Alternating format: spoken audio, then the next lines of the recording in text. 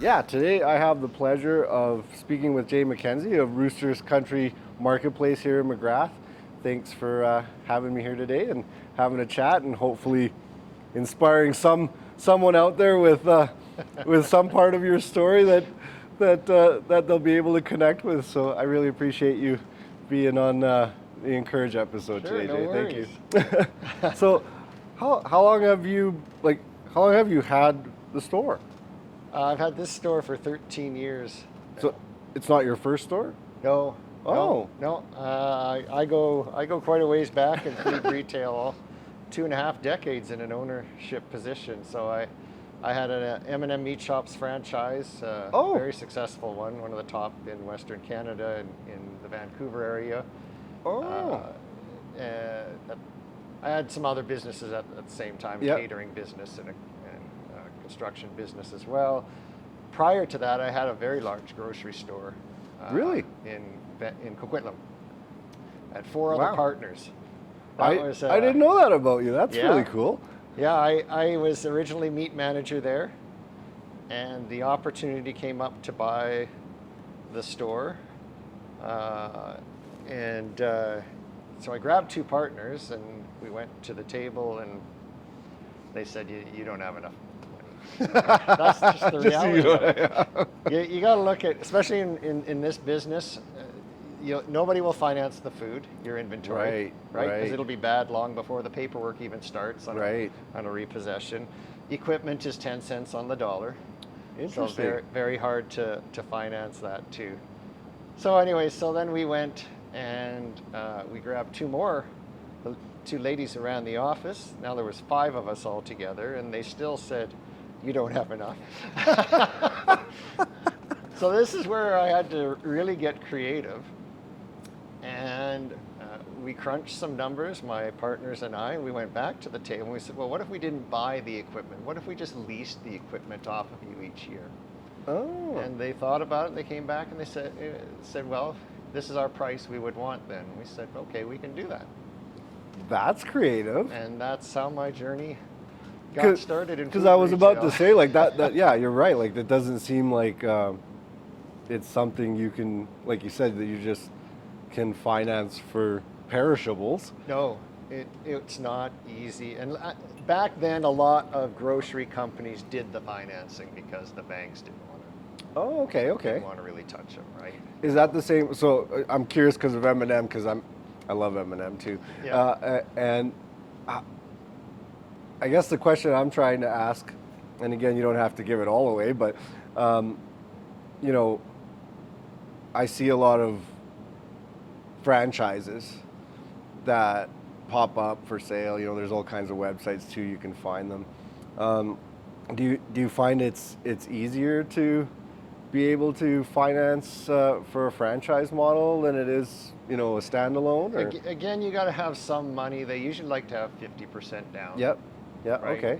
And then a lot more banks will finance them because they've got something behind them. They've got a whole company and a marketing strategy and Brand all recognition, all that. Brand recognition, all that stuff that comes with a Interesting. franchise, right? So it's a little easier. There's pros and cons to. Well, I've been in both ends now. I've been in the franchise end because my first grocery store was a franchise. Okay. Now okay. I'm a complete independent. Right. So there's nobody who can tell me what to do or how we're going to do it. I prefer this way, although it's harder. Oh yeah. I believe that. So Coquitlam to McGrath, like. Yeah. How's that story go? The truth was, my wife at the time and myself, we had 3 businesses, as I said. So we had our M&M Meat Shops franchise, which was just booming. Yeah. We had a barbecue catering business, which was also booming and kept us busy from about mid-April right through to October. And then on top of it, there was a construction boom, and I had a small construction company as well. And we looked at our lives, and they were just crazy busy and no time for anything. And we thought about cashing in on the market. They had the banking crash in the U.S. Oh. And it hadn't affected Canada much yet. Yeah. And we thought about, well, if we're ever going to do it, now's the time. And we actually wanted to get into Okanagan, Oh. but they wanted way too much money for everything there. Interesting. And my mom grew up in Pincher Creek. Ah, there we go. Yeah. Now we're getting closer. My grandparents were the original builders of the Fox Theater in Pincher Creek, and my mom and my aunt grew Wow. up selling cotton candy and that kind of thing, popcorn and whatever. That's a in- cool in, story. Yeah, so she said, you should check out Southern Alberta. So I began checking around and I found this place. And now here you are. Yeah, Wow, that's Yeah. pretty cool. so So what are some of your biggest challenges? I mean, obviously perishables is always a challenge, but just in general, like what are some of the biggest challenges in operating, an independent grocery store? I think, of course, you're closer to the big city. Yeah. So you got to sort of keep your prices somewhat in check as best you can. I mean, you can't expect that you're going to compete directly Right. with the big guys. It's just not going to happen. I think one of the challenges I would say is that people love small communities for numerous reasons, and there are all kinds of great advantages to moving to a smaller community. Lower crime rate. Yeah. No traffic jams. Yeah. Get to know your neighbor. Everybody watches over each other's kids. That kind of thing. A little slower pace. Slower pace. There's a lot of great things like that. One of the luxuries you don't have, and not many, some people figure this out, some people don't, is if you want amenities in your small community, you got to find a way to do your part to support them. Right. Because there's not 100,000 other people Right. who will. And so if all you're doing is coming in out of convenience once every 2 or 3 weeks, I mean, jug of milk is only good to 2 weeks, 10 days. Meat, 3 to 6 days, this kind of thing. So all of these perishables are They're gone. gone, Yeah. maybe 2 or 3 times over in between your visits, Wow. right? So, I use the analogy, I try to shop local as much as I can. And so I use the analogy of next door is the co-op, McGrath Co-op, and I get my oil changes done there, and I Nice. get my tires there, and I do my part. And the example I'll use is if I need tires, I'll look for an ad or something, price of the tires that Yep. I like, and then I take it over there and I say, hey, can you match this or Yeah. Or whatever? can you get And- close to this? Yeah. yeah, and even if they can, let's say, well, I can't, but I can come, $15 a tire more. And how often do you buy tires? Yeah. Once Yeah. every 4 years, Yeah. maybe?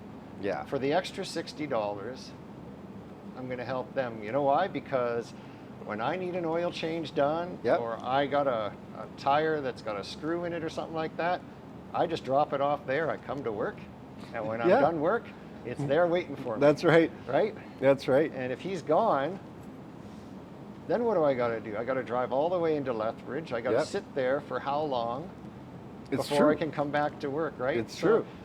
You got everybody's situation will be different, but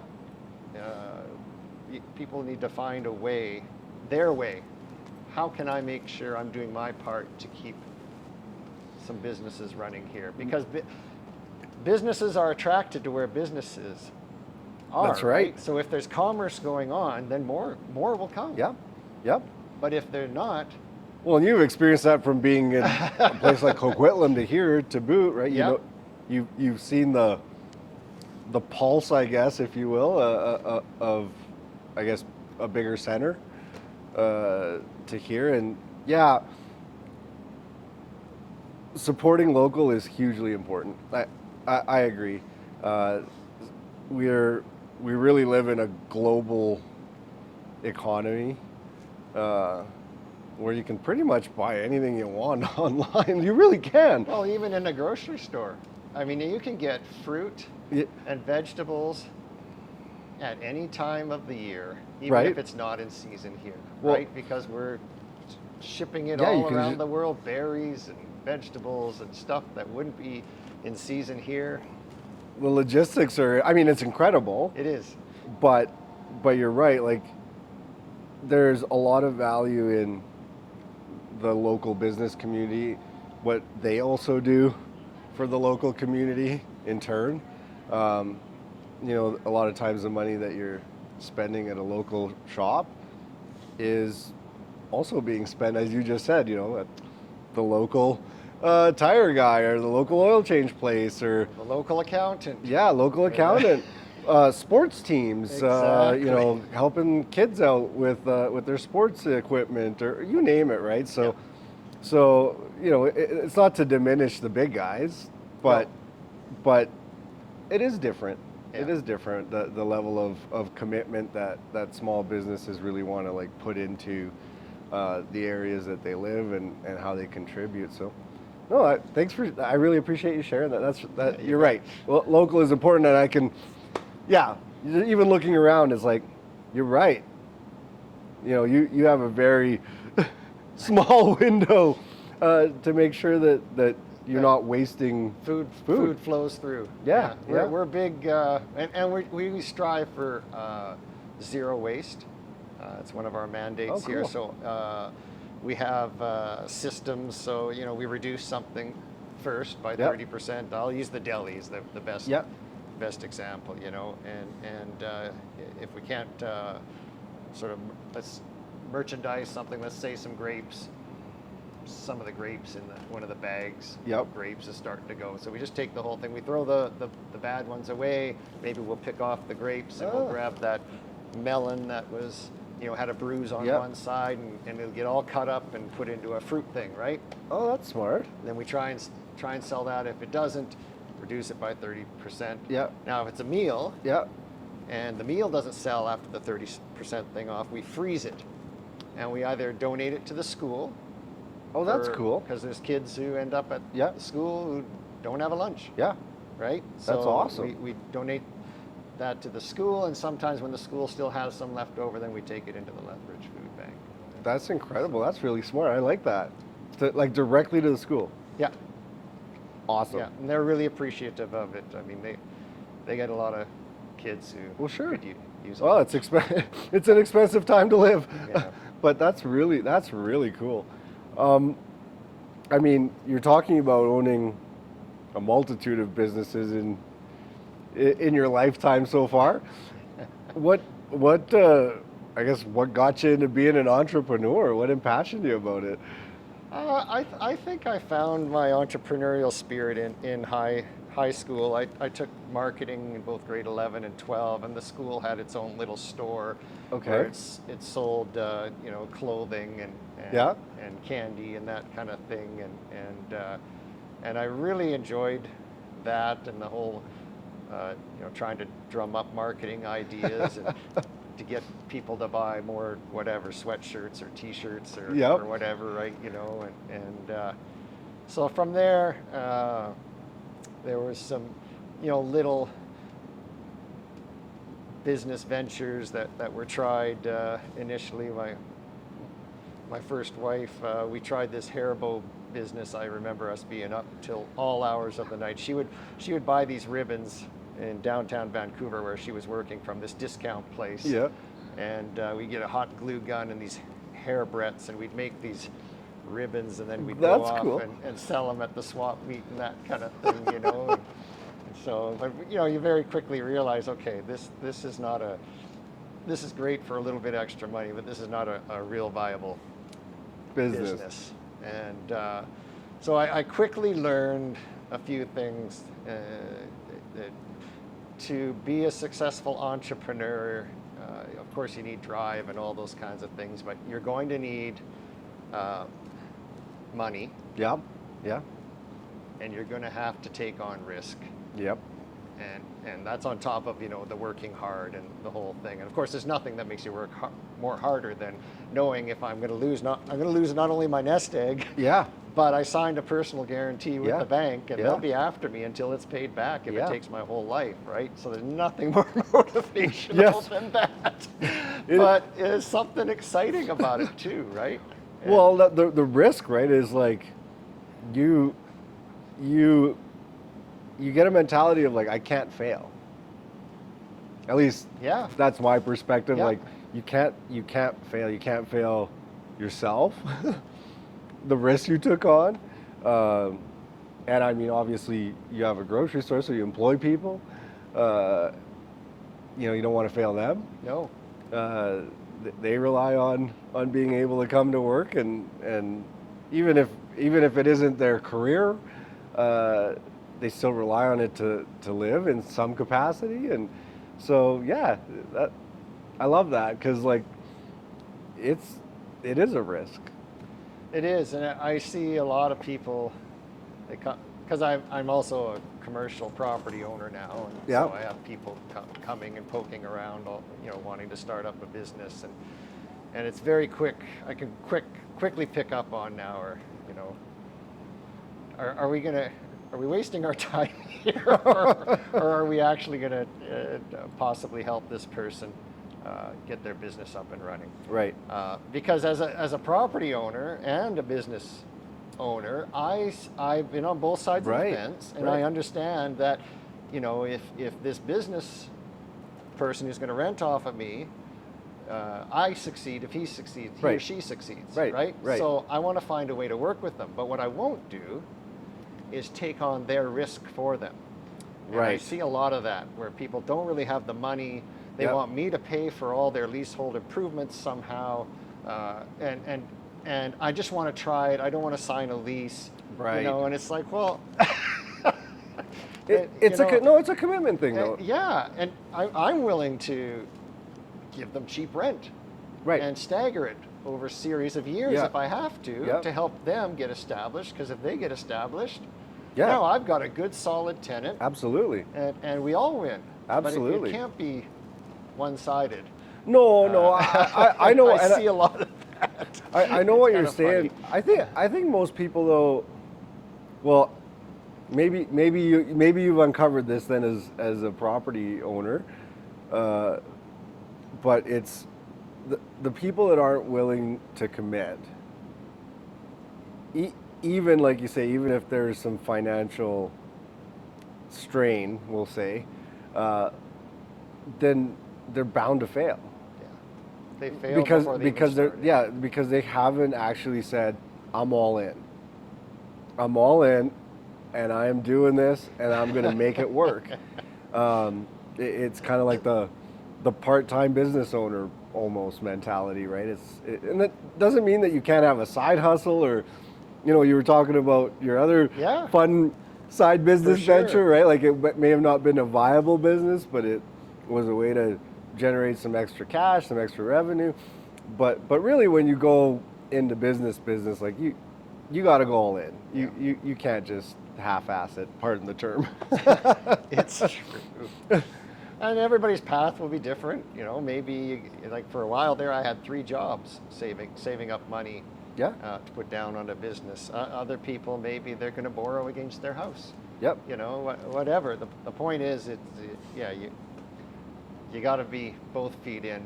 Yep. Well, I remember for myself, Jay, like when I truthfully first actually started in like the marketing world, my biggest thing was, well, again, I'm doing stuff on a computer, so I can technically just do it from home. True story. Yeah. And yeah, I could. I absolutely could. And I got to meet people, and I had a day job, and at night I'd start doing the work. But it wasn't until I got my first office, and again, we're talking a 10 by 10 space inside of a real estate brokerage. Right. And the only reason I had a friend that was in real estate, but I was like, well, what? Here we go. You need customers, and here's a real estate brokerage that already has 50 potential customers inside that I can shake hands with. It works around my schedule because I'm working during the day, so I can come here at 6 o'clock, and these guys are working because they're showing houses and they're coming to do paperwork. And so, but the point of the story was getting away, like, and committing to that.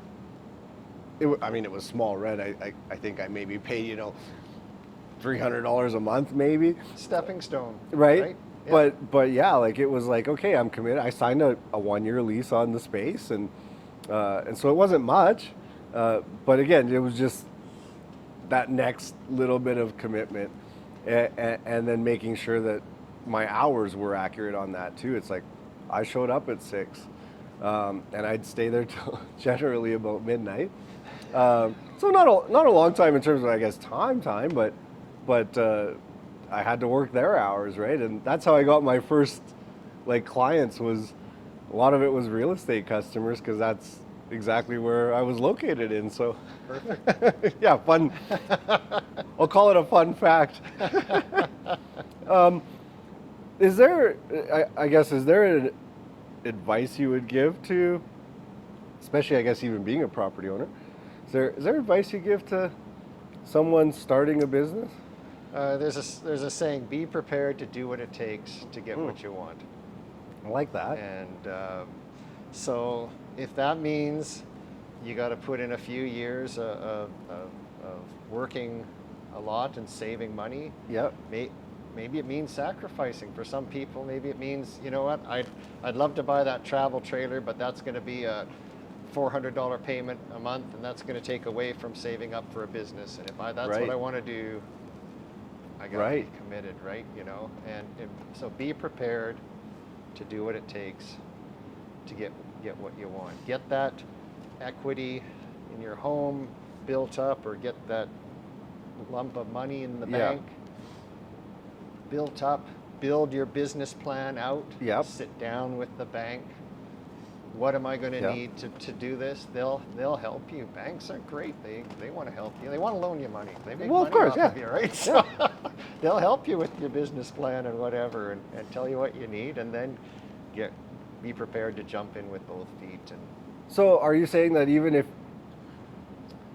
you're not there yet, if you're planning and preparing, can you go to a bank and say, this is what I'm looking at doing, what do I need? And oftentimes they'll, you know who's really good. obviously for that they're is not going to hold your hand, but no, but who's good for that too is the Business Development Bank of Canada. oh yeah. So, and my father worked for them for 20 some odd years. And, Oh, wow. and whatever, and so they're a little different now than they were then, but they're still a great bank for resources and Right. helping people and that kind of thing.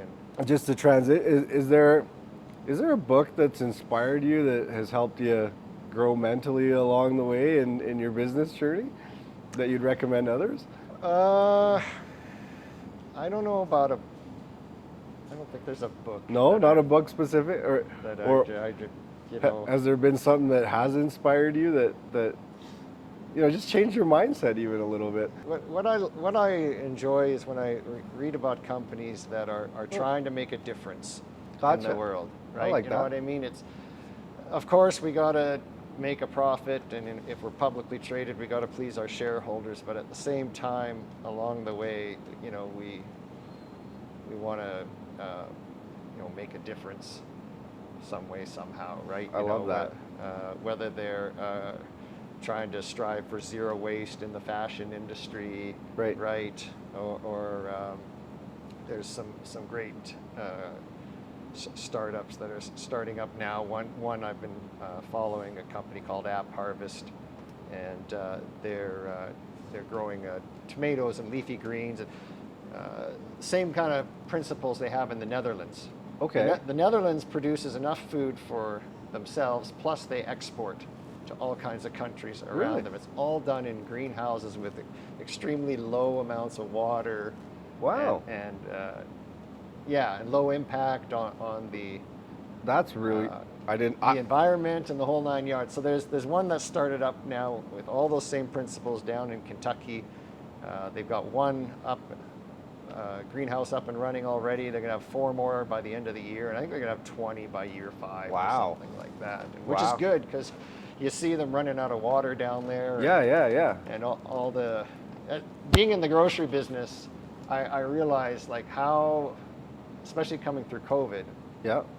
how precarious our food system is. As great as it is, and we're getting food all the time from around the world at any given time,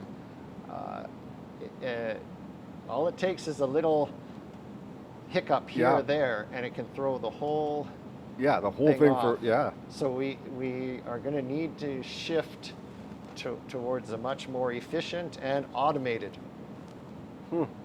system. Okay. So that, because during COVID, me as the example, my deliveries started to come later and later. And then I got an email saying that, due to people either coming down with COVID or a family member coming down, they had to quarantine. We're having troubles. But what happened was Cisco laid off all of their warehouse employees because the pubs and restaurants were closing down. So we're hiring these people, and they're already trained, so it'll be okay. But the orders kept coming later and later. They were almost a day late at one point. And I picked up the phone. I said, "What's going on?" They said, "Jay, as fast as we're hiring people on, they're dropping off like flies." And then it hit me. If this had been a more serious virus, where people were literally dying possibly and whatever, you can have all the giant farms you want. If there's not people to pick them and process the food, or if there's not people at the warehouse to process and ship it out to stores, you want to see the world go to hell in a handbasket real quick? Watch the shelves empty on the food. Well, and I mean, I feel, and maybe you would have insight to this for sure, but I still kind of notice it. I mean, we're not. I don't think we'll ever be back to where we were. Interesting. And I think we're way better than what happened during COVID. I don't think we'll ever be back. And part of it too is climate change.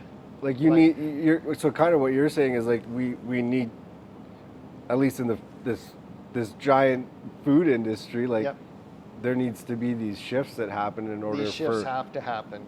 Interesting. And so that our food is protected from hail or frost, or extreme dry heat or extreme rain. Like if you ever get your head of lettuce at home and the inside's all rusty and the outside looked okay, or you pick up your strawberries and they've suddenly gone moldy 2 days later, it's because they had too much rain down in California. Interesting. And so it's these extremes that are starting to affect our food. And if you grow our food the majority of it indoors, you can create an environment that's controlled. We're way less susceptible to these problems. And so it's almost like, and I would agree, or I would argue that I think it's also like creating hubs. So that you're not dependent on one, let's call it one center. And suddenly you can't get your product shipped across the sea or something like that, right? So being able to have like a lot of different hubs to be able to, because that also would create a smaller footprint, I would imagine, overall, 100%. just from transportation costs, right? Totally. Being able to have things that are closer and more agile to adapt to whatever change is happening. And so that's actually really smart. That's cool to learn. I mean, automation. You're right. It's gonna change the way we live. It needs to. But at the same time, some industries, it's good. And our demographics. Right. The majority of countries around the world, the demographic is shrinking. The baby boomers are all retiring. Right. And there's not enough of us Gen Xers and whatever to replace them. So we're going to need automation to fill some of the jobs that we can't fill. You just can't fill automation and immigration. The other thing. Immigration. I always say immigration is a big part of it. People don't realize how critical actually immigration is to sustaining the workforce. That's crazy. That's crazy. There's so much to learn about this industry, like that the average person honestly just doesn't, because we take it for granted, right? That's the thing. You just walk into the store and the food's there on the shelf. And you don't realize everything that's going on behind the scenes to make this all work and tick. right? Wow. It's an interesting industry, though. That's Well, for sure. and you're like playing literally a daily balance. Yeah. Literally. We get produce reports 5 days a week Wow. that tell us what's going on in different regions, and this has happened or that has happened. There's been an infestation of this over here, Wow. or whatever, and it affects the global Right. everything. Yeah, right? because there's So- recalls on food. There's all kinds of weather, like you said. or, Wow. or suddenly you can't find a particular product or whatever, and it's because there's a shortage because of something happened over here, right? And, Wow. and That's that's so interesting. That's so. Yeah. Like my mind's kind of like thinking way too much about everything that's on the shelves right now. Going, huh, I didn't really look it's at all it that way. connected, right? It So really is. the war in Ukraine, and Ukraine was what, the world's third largest wheat producer or something like that. See, you take something like that off the market, right? Think of how many different products in this store have Right. wheat in them some way or somehow, right? And so it affects our prices, and worse, it affects the third world countries Yeah. where Yeah. they really need it, Yeah. really relied on it, right? But Wow. that's how tight our system is. That what happens on the other side of the world affects us here. Wow. One more question here for you. If there were, you've obviously been in the industry now for a long time. If there was something you could have told yourself, knowing what you know today, back when you first started, is there one or two things that like really stand out? Yeah, it's going to take a lot more money than you think, and it's going to be a lot harder than you think. It's going to take a lot more work, but definitely worth. Oh, totally. 100% rewarding. Totally. It's kind of funny. The more I get to talk to awesome entrepreneurs like yourself, it is a common theme that it takes years. It takes a long time before you've truthfully built. I don't know if the right wording is sustainable business, but that you've kind of gotten to a place that allows you to be, let's call it more of a cornerstone in your community or however you're selling, right? Even if it's online, it takes time. It's not. There's no overnight. There's like rarely. I mean, maybe one in a who knows how many, but there's rarely zero overnight success. It takes a lot of time and energy and effort and risk. You got to get comfortable with risk. It's part of. I think that's part of entrepreneurial blood, though. No, Absolutely, absolutely. I think that's the part that just some people have and some people don't. Yes, I would agree. You know, that there are people out there that even if they're great managers or even in higher up positions, they are not made to be an entrepreneur at the end. Like they just don't have that little part of risk, of being able to just dive in, and again, failure is not an option. That takes a lot. It takes a lot out of a guy or gal. Yeah, for sure. Well, I'm just so thankful that you get to serve your community, that you work so hard at what you're able to provide for the community, that you pay attention, like you said earlier on, to trying to be competitive, to trying to give the best product selection so that everyone, gets happier listening to the community. I've definitely heard you say that before. That you try and introduce technology, even that whether if it works or it doesn't, you're doing the best you can to serve as many people as possible. And I'd say that's pretty inspiring, Jay. Well, thanks. I'd say that's really inspiring. Awesome. Appreciate that. So thank you so much for taking the time today to just chat and and have a conversation about what you do. And hopefully somebody out there is watching and something of what you said, resonates, Let's hope and so. and they're able to take it and implement it into their business or think about it when starting a business. So I really appreciate your time today, Jay. It's been my pleasure. Awesome. Thanks, Levi. Thank you. That was great. Awesome. Really appreciate that, man.